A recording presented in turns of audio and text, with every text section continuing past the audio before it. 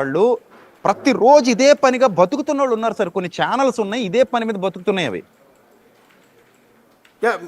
మీదొక video ఈ అంశం మీద, సోషల్ మీడియా అంశం మీద మీదొక వీడియో నేను చూశానండి. ఆ వీడియోలో మీరు చాలా ఎంత బాగా చెప్పారంటే, ఒక మతంలో కొనసాగుతున్న వాళ్ళు ఇంకొక మతం గురించి కించపరిచేలా కానీ, బూతులు మాట్లాడటం కానీ, ఆ దేవుళ్ళని తిట్టడం కానీ, ఆయా మతాలకు సంబంధించిన దేవుడు కావచ్చు, అల్లా కావచ్చు, జీసస్ కావచ్చు, ఎవరినైనా సరే దూషించడం అనేది చేసి అతి కిరాతకమైన తప్పు అని మీరు ఒక వీడియోలో చెప్పారు. నిజంగా అది అద్భుతమైన, చాలా రోజులుగా చెప్తున్నాను సార్ అది.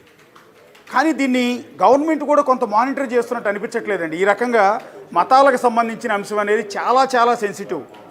అది ఇలా ఇష్టం వచ్చినట్టు ఎదుటి మతాల గురించి ఈ విధంగా బూతులు తిడుతూ, ఆ దేవతలని దేవుళ్ళని ఉద్దేశించి తిడుతూ, విగ్రహాలు దేవాలయాల గురించి బూతులు తిడుతూ వీడియోలు చేస్తున్నా కూడా ప్రభుత్వం వాటిని తీయించేయటం కానీ, ఆ ఇన్స్ట్రక్షన్స్ కానీ ఎక్కడా కనిపించట్లేదండి.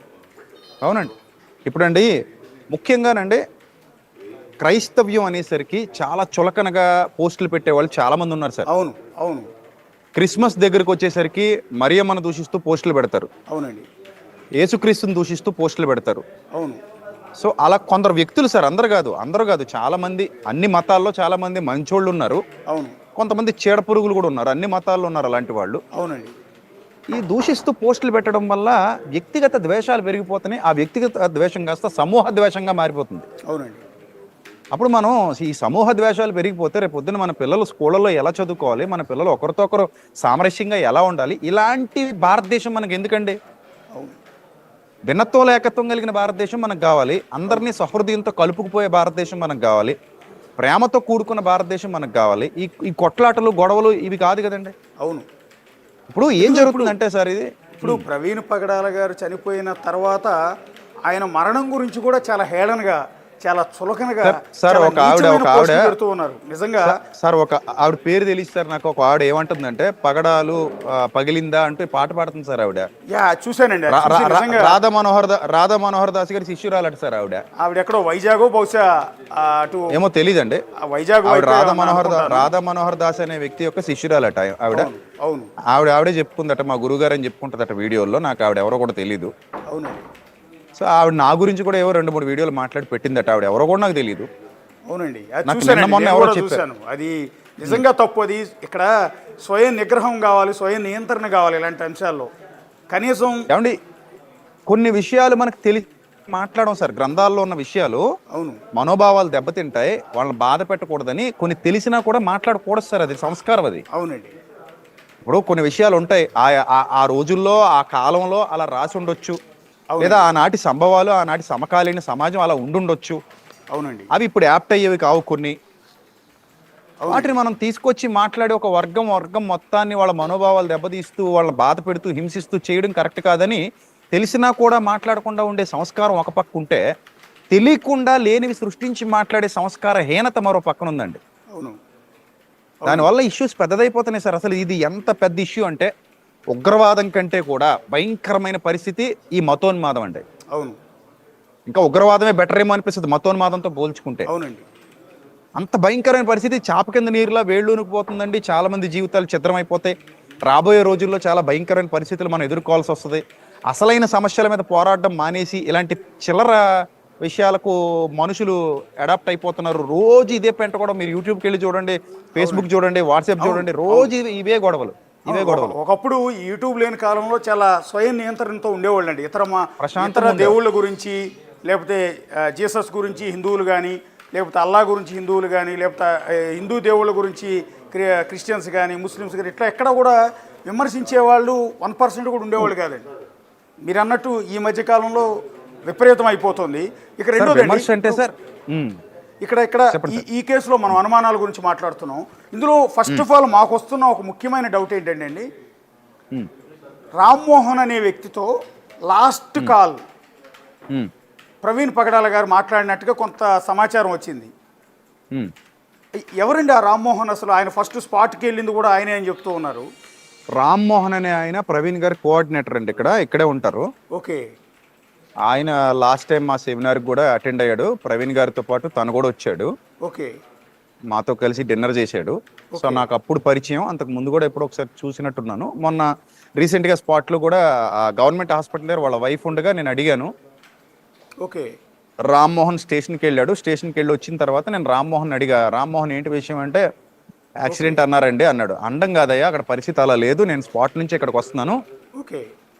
అక్కడ పరిస్థితి అలా లేదు అంటే అప్పుడు అనుమానాస్పద మృతిగా ఎఫ్ఐఆర్ ఫైల్ చేయమని ఎస్పీ గారిని కోరడం జరిగింది. ఓకే. ఆయన కోఆర్డినేటర్ సార్, రామ్మోహన్ అనే వ్యక్తి మన ప్రవీణ్ గారి కోఆర్డినేటర్. ప్రవీణ్ గారి కోఆర్డినేటర్ అంటే రాజమండ్రి చుట్టుపక్కల ఆయన అటెండ్ అయ్యే కార్యక్రమాలన్నింటినీ కూడా మొత్తం ఎంటైర్ నిర్వహించడం కావచ్చు, అరేంజ్మెంట్స్ అన్ని చూడటం అదంతా కూడా ఆయన చూస్తారు. చూస్తాడు. ఓకే. ఓకే. యాక్చువల్లీ ఏంటంటే రామ్మోహన్ అనే వ్యక్తితో లాస్ట్ కాల్ మాట్లాడాడు అని చెప్పి ఆయన నంబర్ మేము సంపాదించాం. మొన్నటి నుంచి డైల్ చేస్తూనే ఉన్నాం, లిఫ్ట్ చేయట్లేదు. నిజంగా అసలు ఆయనకి ఏమన్నా అయిందా అనుకున్నాం మేము. లేదు, నిన్న ఆయన ఫ్యూనరల్లో పాల్గొన్నాడు కదా, హైదరాబాద్లో ఉన్నాడు ఆయన. ఉన్నాడండి. ఓకే. ఓకే. మీరు మాట్లాడుతున్నప్పుడు అక్కడే ఉన్నాడు ఆయన కూడా. ఓకే. ఓకే. నెక్స్ట్ నేను లైవ్ లో చూసాను. అవునండి. మీరు స్పాట్కి వెళ్ళారు కదా విజయప్రసాద్ గారు, ఫస్ట్ వాళ్ళ కుటుంబ సభ్యులకి వాళ్ళందరికీ సమాచారం ఇచ్చింది మీరే కదా? అంటే కొంతమందికి ఇచ్చానండి, వాళ్ళ మిసెస్తో నేను డైరెక్ట్గా మాట్లాడలేదు. ఓకే. అక్కడ ఉన్న కొంతమందికి నా ద్వారా సమాచారం వెళ్ళింది. చాలా మంది నన్ను కాల్ చేసి కాంటాక్ట్ అయ్యారు. ఇక్కడ మా రాజమండ్రిలో జడ్సన్ అని మా అంకుల్ ఉంటారు, అలాగే విజయ్ కుమార్ గారు అని రిటైర్డ్ గవర్నమెంట్ ఎంప్లాయ్ ఒక ఆయన ఉన్నారు. వాళ్ళందరూ మాతో టచ్లో ఉండి ఎప్పటికప్పుడు విషయం చేరవేస్తూ ఉన్నారు. ఓకే. అలాగే మా కుర్రాళ్ళని కూడా వెంటనే ఇమీడియట్గా పంపించడం జరిగింది అక్కడికి. ఫోన్ రాగానే నేను అక్కడికి వెంటనే పిల్లల్ని పంపించేసాను. పక్కనే ఉంటారు మా వాళ్ళు, వాళ్ళందరూ వెళ్ళిపోయారు. ఆ ఫొటోస్ అన్నీ కూడా నాకు ఫస్ట్ వాళ్ళే పెట్టారు, ఈ బండి కింద డెడ్ బాడీ ఉండడం. అవునండి. తర్వాత వచ్చిన ఫోటోలు వేరు, ఆ తర్వాత ఈ ఫోటోలు విడుదల చేసాం బయటకి. ఓకే. ఇక్కడికి వచ్చే డౌట్స్ అండి, మీరు స్పాట్కి వెళ్ళారు కదా,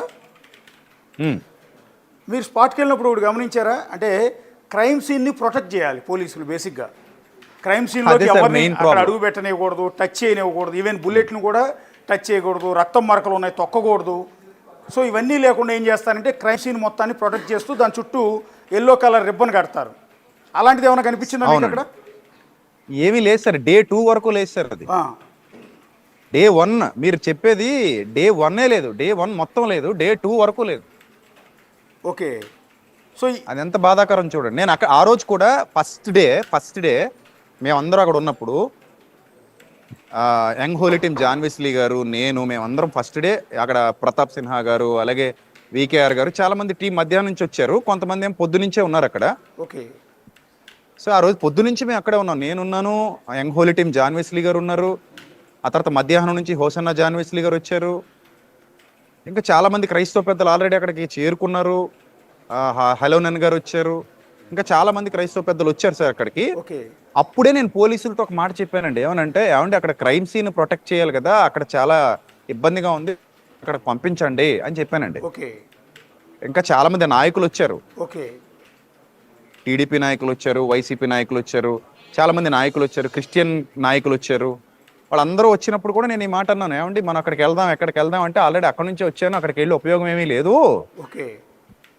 సో అక్కడ ఆ క్రైమ్ సీన్ని వీళ్ళు ప్రొటెక్ట్ చేయాలి పోలీసులు అంటే, ఇద్దరు పోలీసులు వెళ్తున్నారన్నారు. సాయంత్రం మళ్ళీ 4-5 అయ్యాక మేము వెళ్ళాం, ఒక్క పోలీసు లేడు అక్కడ, క్రౌడ్ మొత్తం ఇష్టం వచ్చినట్టు తిరుగుతున్నారు. అవునండి, కొంతమంది బైక్ బట్టి లేపి దాంతో ఫోటోలు దిగుతున్నారు, కొంతమంది ఇష్టం వచ్చినట్టు.